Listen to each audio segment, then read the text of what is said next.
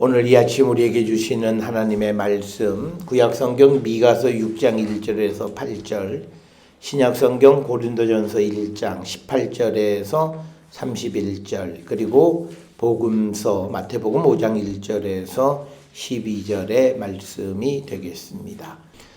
우리는 지금 교회력으로 주연절 네 번째 주를 우리가 살고 있습니다. 여러 번 설명을 드렸듯이 주연절은 예수께서 이 땅을 구원하기 위해서 오셔서 이제 이 땅에서 본격적으로 그 백성들을 구원해 주시는 구원의 사역을 시작하신 날을 기념하는 것이 주연절이고, 그 가운데 네 번째 주를 우리가 맞이하고 있습니다. 특별히 구교에서는 오늘은 예수께서 이 땅에 오신 지, 아기 예수가 태어나신 지 40일째 되는 날이다. 그래서 특별한 의미를 부여하는데, 오늘 우리가 함께 생각해야 되는 것은 하나님께서 왜 그의 사랑하는 백성들을 구원해 주셨는가.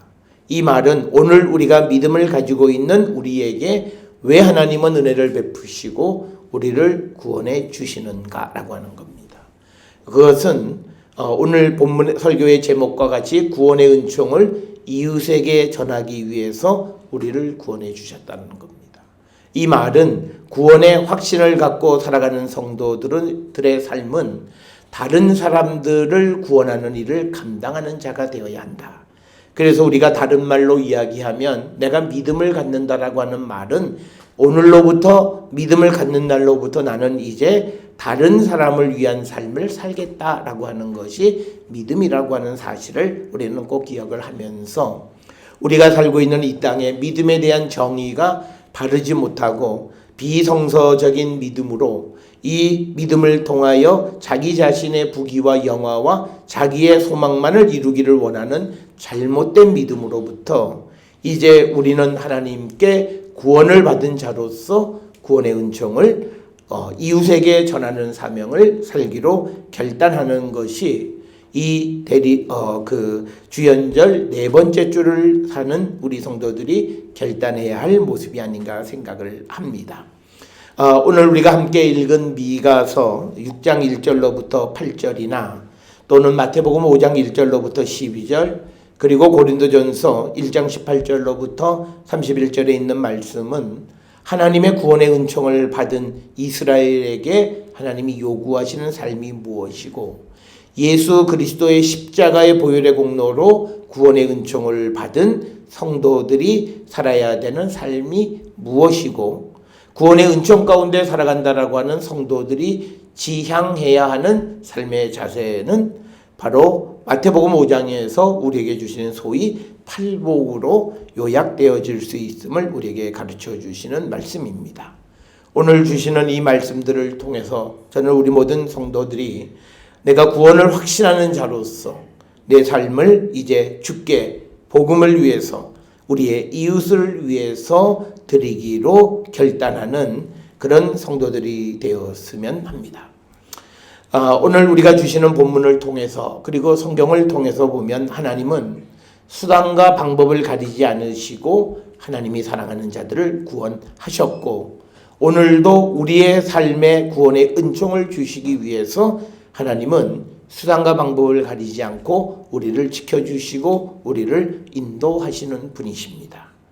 그래서 오늘 주시는 본문의 말씀에서 보면 하나님은 이스라엘 백성들이 애굽 땅에서 종노릇하고 있을 때, 그리고 그들이 학대당해서 하나님 앞에 부르짖을 때 그 탄식 소리를 들으시고 하나님은 모세와 아론과 미리암 등을 보내서 그들을 구원해 주셨다. 이렇게 오늘 주시는 이사야 6장 4절에서 이야기하고 있습니다.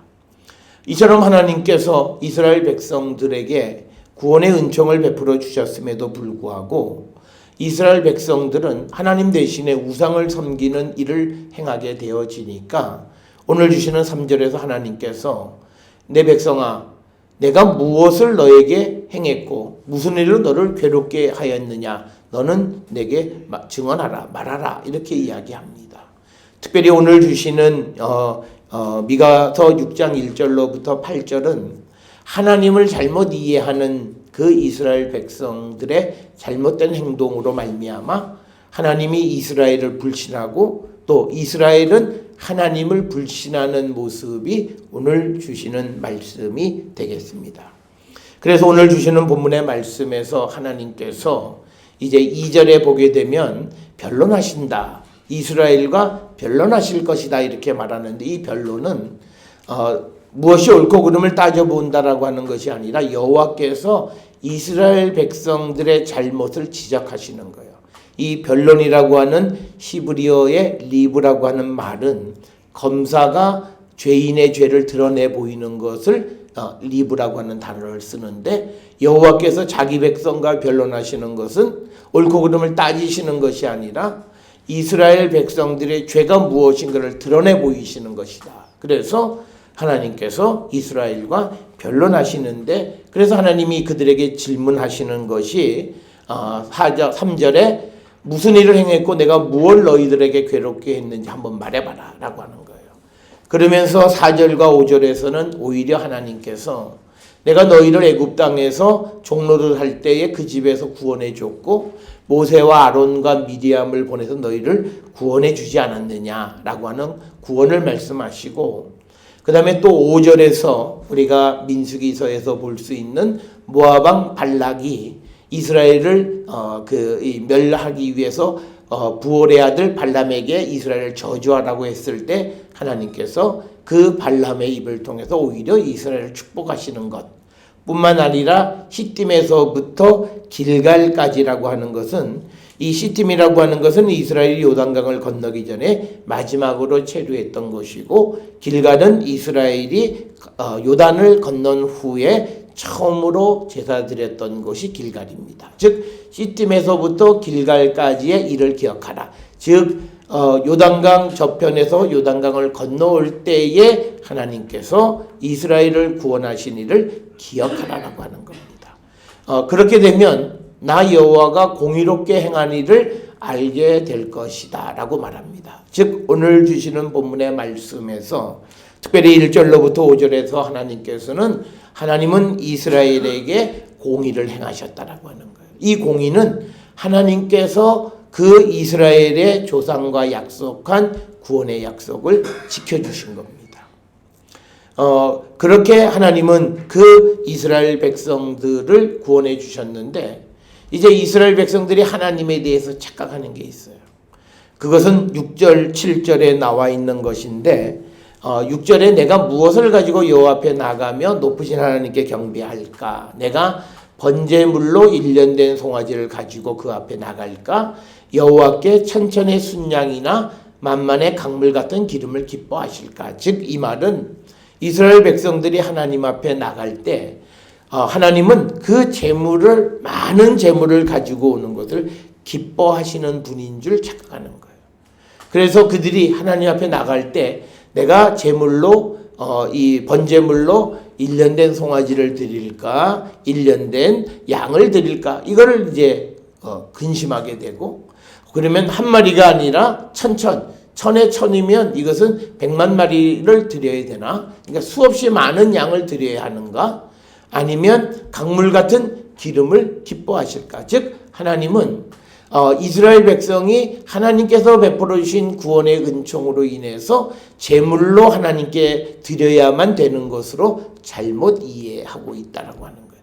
그러니까 이스라엘 사람들은 하나님 앞에 나가는 게 부담스러워요.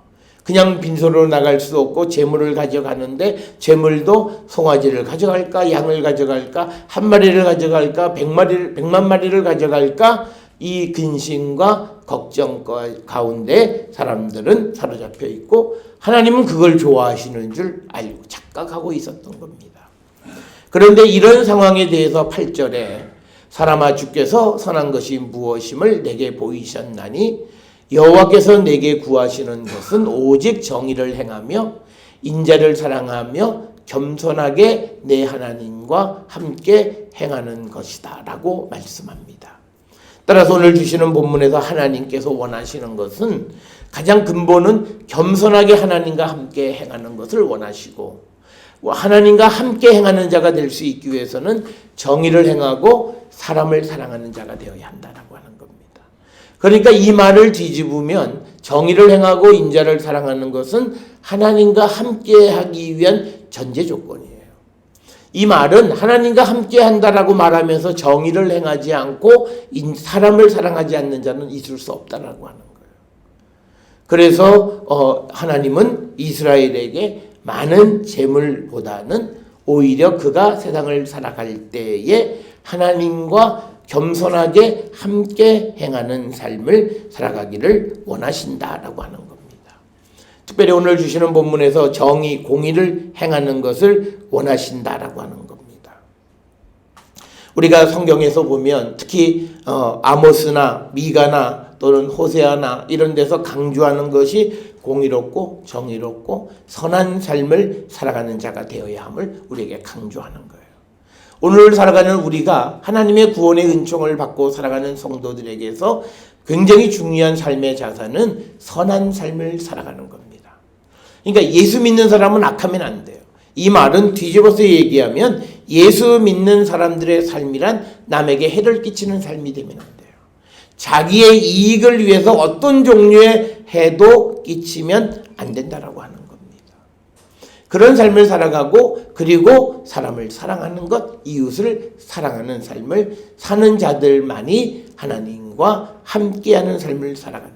그래서 하나님이 우리에게 요구하시는 것은 우리가 살고 있는 이 이웃과 우리가 정의롭게 평화롭게 그리고 사랑스럽게 살아가는 그런 삶을 살기를 원하시는 겁니다.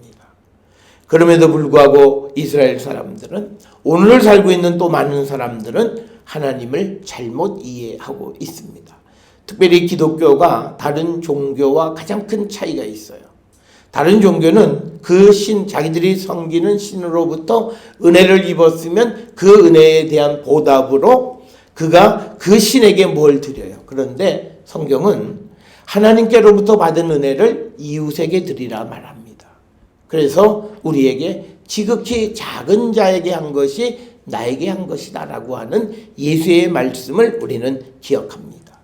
그렇기 때문에 예수를 믿고 세상을 살아가는 모든 성도들의 삶이라고 하는 것은 타인을 위한 삶이다. 그래서 서두에서도 말씀을 드렸듯이 내가 예수 믿는다라고 하면 이제부터 나는 다른 사람을 배려하고 다른 사람을 사랑하고 다른 사람에게 해를 끼치지 않는 삶을 살아가겠다라고 말하는 것과 같은 것을 의미합니다.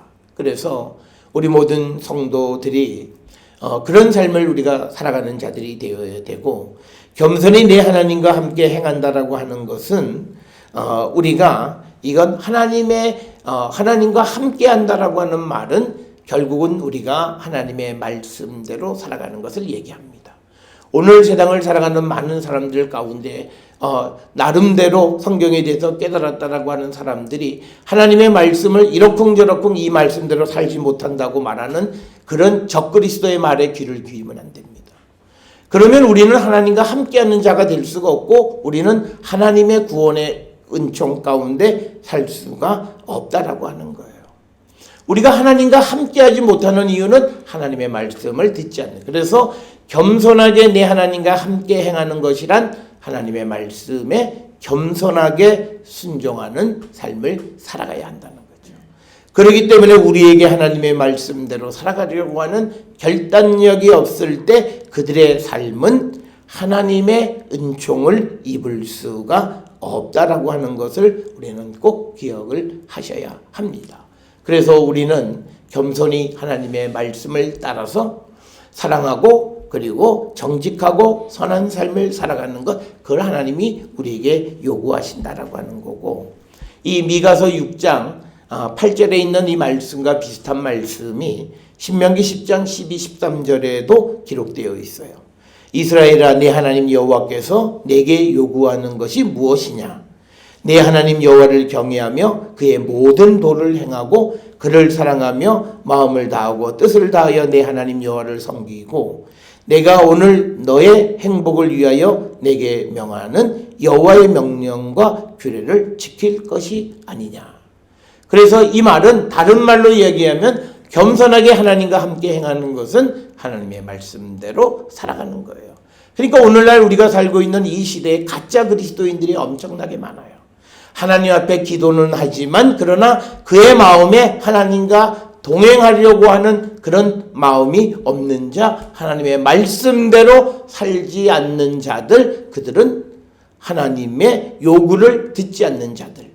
그래서 그들은 하나님의 은혜를 잊기보다는 오늘 주님께서 이스라엘 백성들에게 내가 너에게 뭘 행했고 너를 괴롭게 했느냐?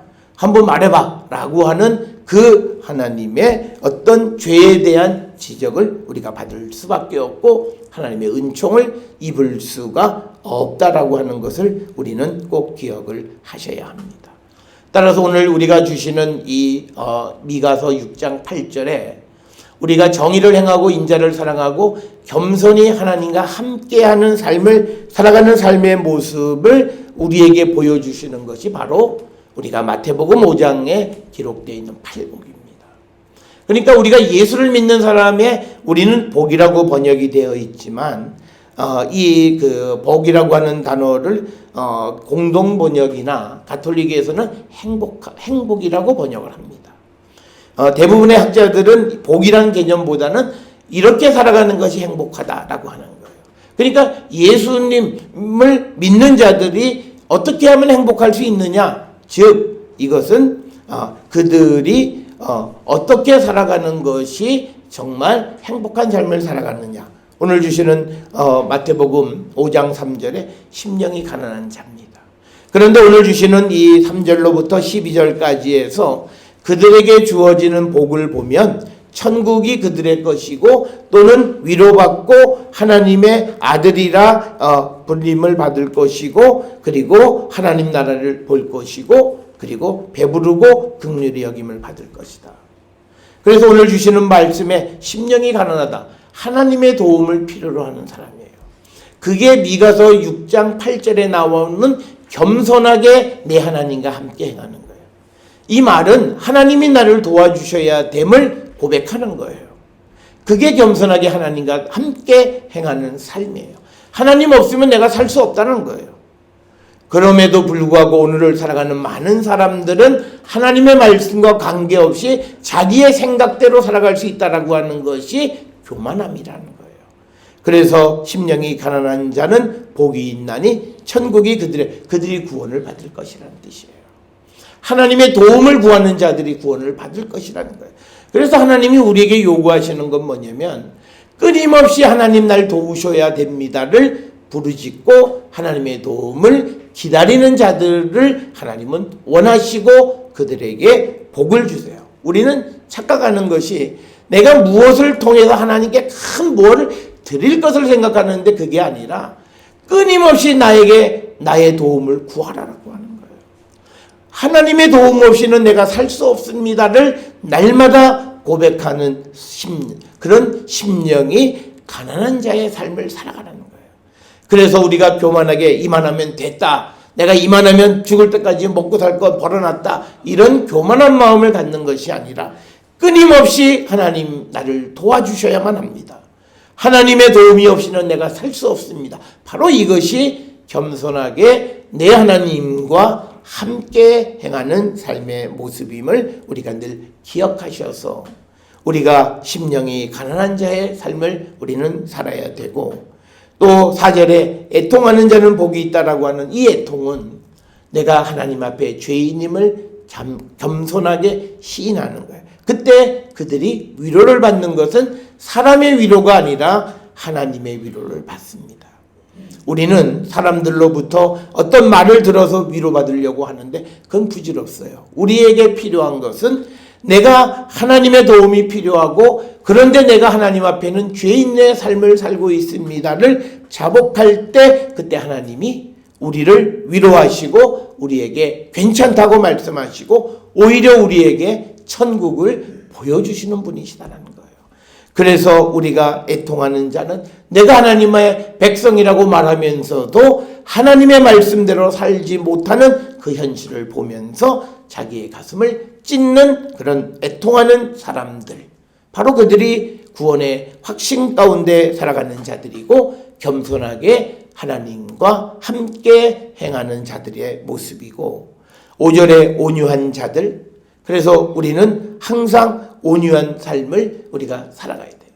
우리가 살아가고 있는 이 시대가 어떤 경쟁 속에 살고 있다고 해서 우리는 앞뒤 가리지 아니하고 자기의 어떤 그런 이익을 위해서 수단과 방법을 가리지 않는 삶을 살아가는 것이 아니라 온유한 자의 삶입니다.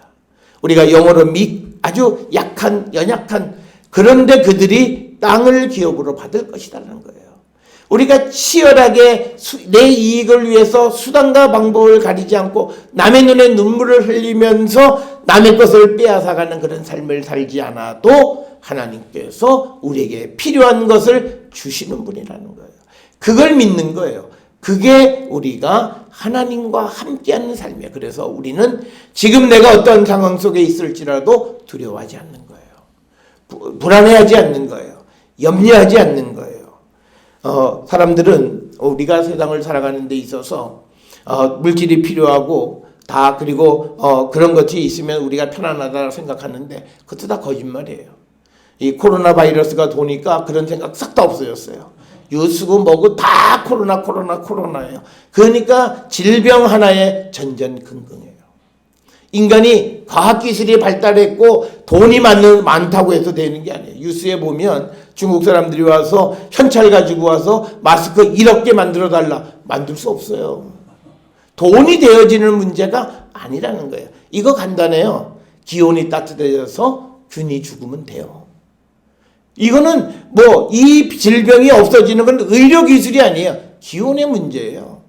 그래서 따뜻한 기온을 주시면 다시 그 땅에는 평화가 깃들일 수, 바로 그러한 하나님의 은혜를 우리가 늘 기다리며 살아가는 거예요. 그렇게 살아가는 자들이 바로 이 복 있는 자들이고, 그렇게 살아가는 자들이 행복한 삶을 살아갈 수 있다는 거예요. 그래서 우리가 지금 이 지도에 보면 강남 지역이 제일 이 코로나 바이러스에 위험해요. 그 어떤 식당에서 밥 먹었다고 해가지고, 그러니까 돈이 해결이 안 돼요. 공포감, 돈이 어떻게 해결할 수가 없어요. 지금은 전 세계가 다 그러니 돈이 많다고 해서 다른 나라로 이민도 못 가요.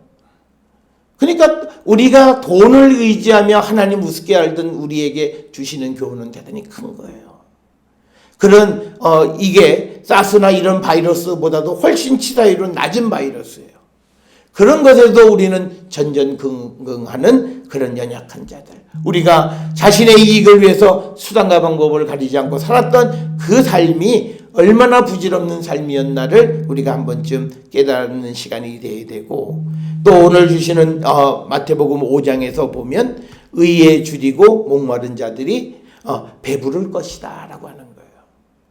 그리고 또 긍휼히 여기는 자들은 복이 있나니 그들이 긍휼히 여기는 거예요. 어려운 이웃들을 돕고 살아가는 자들을 하나님이 도우신다. 그래서 성경에서 우리에게 주시는 말씀 중에 내가 어려운 이웃을 돕는 것은 하나님에게 돈 빌려주는 거라는 거예요. 그래서 하나님이 그것은 갚아주신다라고 하는 거예요. 그렇기 때문에 우리가 하나님의 긍휼히 여김을 받고 하나님의 복을 받으려면 우리가 이 땅을 살아가는 이웃에게 나누고 그들에게 긍휼을 베풀어주는 사람, 그리고 마음이 정결하고 화평하게 하는 그런 역할을 감당하고 의를 위해서 박해를 받고 그런 삶을 살아가는 사람들, 그러면서도 겸손하게 하나님이 함께 하시기에 내가 살고 있는 삶에 두려움이 없는 삶을 살아가는 자들이 구원의 확신 가운데 살아가는 사람들입니다. 그런 삶을 살아가기를 주님은 우리에게 요구하시는 거예요. 그런데 오늘 우리가 읽은 고린도전서 1장 18절 이하에 나오는 말씀은 특별히 교회의 잘못된 모습을 우리에게 보여줍니다. 이것은 고린도 교회가 이제 사도 바울의 복음을 전해줌으로 인해서 그들에게서 많은 이들이 예수를 믿게 되어진 이후에 그들이 다투기 시작합니다. 그래서 어떤 이들은 우리가 전주에 보았던 말씀에서 보면 나는 아볼로파고 나는 바울파고 그렇게 서로 아주 나뉘어지고 찢어지고 하는 그런 모습을 보여줍니다.